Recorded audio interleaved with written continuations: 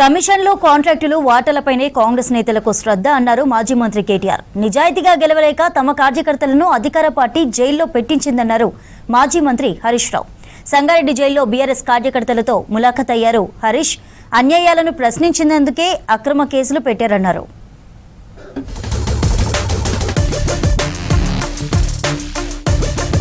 అంతర్జాతీయ వేదికపై రాజకీయ నాటకాలు తగవన్నారు బీఆర్ఎస్ వర్కింగ్ ప్రెసిడెంట్ మాజీ మంత్రి కేటీఆర్.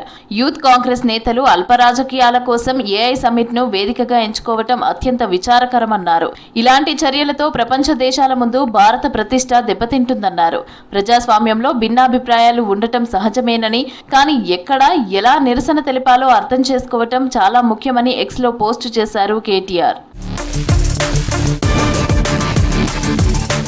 సర్కార్ చేతకాని పాలనకు పరాకాష్ట ఎస్ఎల్బీసీ దుర్ఘటన అని ఫైర్ అయ్యారు కేటీఆర్.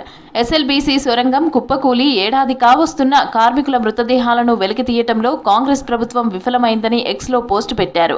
కాంగ్రెస్ నాయకులు కమిషన్లు, కాంట్రాక్టులు, వాటాలపై పెట్టే శ్రద్ధ కార్మిక సంక్షేమం, ప్రజా శ్రేయస్సు మీద పెడితే ఇలాంటి విషాదాలు రిపీట్ కావన్నారు. మున్సిపల్ ఎన్నికల్లో అన్యాయాలను ప్రశ్నించిన తమ కార్యకర్తలపై అక్రమ కేసులు పెట్టారన్నారు మాజీ మంత్రి హరీష్ రావు.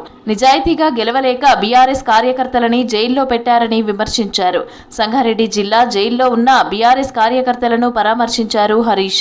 ఇష్టారాజ్యంగా వ్యవహరిస్తున్న పోలీసులకు తర్వాత శిక్ష తప్పదని హెచ్చరించారు.